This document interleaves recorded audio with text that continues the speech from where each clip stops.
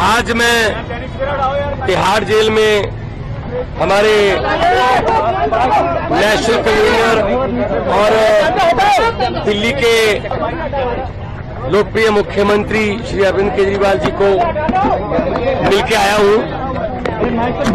सबसे पहले परिवार की बातें हुई। मेरी बेटी नियामत जो कि अभी 1 महीने की हुई है, उसका हालचाल पूछा, कैसी है वो। उसके बाद पंजाब के लोगों की, किसानों की फसल क्योंकि इस बार मंडियों में अब आ रही है, उन्होंने पूछा कि पैदावार कैसी है इस बार, और जो किसानों का जो डायरेक्ट जो ट्रांसफर है पैसे की, जो सीसीएल की फसल का पैसा, उसमें कोई बाधा तो नहीं आ रही, जहां कोई चुनाव आचार संहिता की वजह से पंजाब में कोई ऐसी सहूलत जो रोक ली हो। मैंने कहा जी बिल्कुल नहीं है, निरंतर सुविधाएं चल रही हैं, बिजली भी फ्री चल रही है, मंडियों में एक एक दाना जो गेहूं का आएगा वो हम रिकॉर्ड पैदावार करके 130 लाख मीट्रिक टन देश के सेंट्रल पूल में दे रहे हैं, और पैसे भी उसी दिन ट्रांसफर हो रहे हैं। और जो हाड़ी बोलते हैं पंजाबी में इसको, तो ये गेहूं का सीजन जो है वो अभी चरम सीमा पे है। 2-4 दिन में जो सीजन है खत्म हो जाएगा। और सबसे बड़ी बात जो आज मैं आपको बतानी चाहता हूं, जब मैं अरविंद केजरीवाल जी को बताई कि आज ही रिजल्ट आए हैं, पंजाब में सरकारी स्कूल के 158 बच्चों ने 158 सरकारी स्कूलों के 158 बच्चों ने जेईई का परिणाम जो मेन होता है वो पास कर लिया। ये पहली बार हुआ है। इस पर अरविंद केजरीवाल जी बहुत खुश हुए और उन्होंने कहा यही शिक्षा क्रांति हमारे सपनों में थी। उन्होंने कहा कि मेरी तरफ से सभी सरकारी अध्यापकों को और जो 158 बच्चे जिन्होंने जेईई क्लियर किया, उनके माता पिता को, उनके पेरेंट्स को मेरी तरफ से बधाई देना। तो ये पहली बार हुआ है कि सरकारी स्कूलों के बच्चों ने जेईई का परिणाम क्लियर किया, और ये हमारा सपना सच होने वाली बात है। और उन्होंने दिल्ली के बारे में और देश के बारे में पूछा।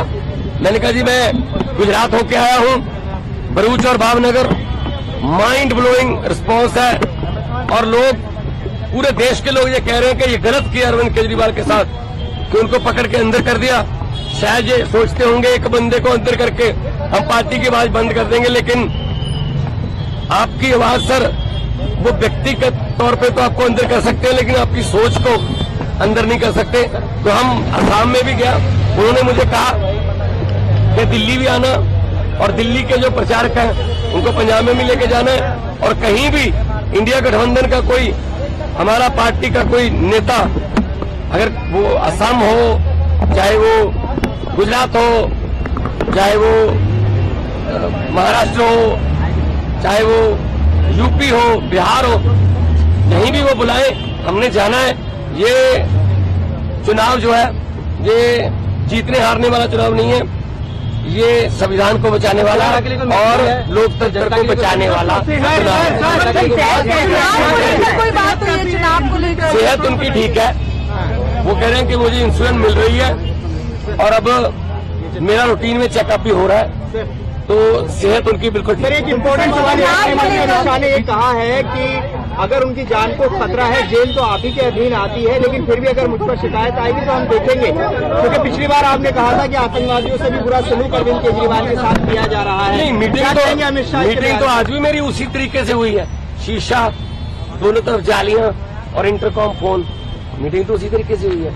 ये इन्होंने शायद ये मन में धार रखा है कि हम सीधा नहीं मिलने देंगे, ये इनकी मर्जी हो सकती है या इनकी नफरत की इंतहा हो सकती है, लेकिन इतना मैं बताना चाहता हूं कि अरविंद केजरीवाल जी की जो सोच है, अरविंद केजरीवाल जी ने जो अंदर से मुझे संदेश दिया वो यही दिया कि लोगों को ये बता देना मेरी फिक्र मत करना, लेकिन वोट जरूर डालना और लोकतंत्र और संविधान को बचाने के लिए वोट डालना, तानाशाही जो आ चुकी है देश में उसको खत्म करने के लिए वोट डालना। सर जल्दी राघव चड्ढा भी कैंपेन करते नजर आएंगे? बिल्कुल आएंगे। हमारे सारे नेता जो है वो हमारे सभी नेता अपनी अपनी जिम्मेदारी लगे हुए हैं।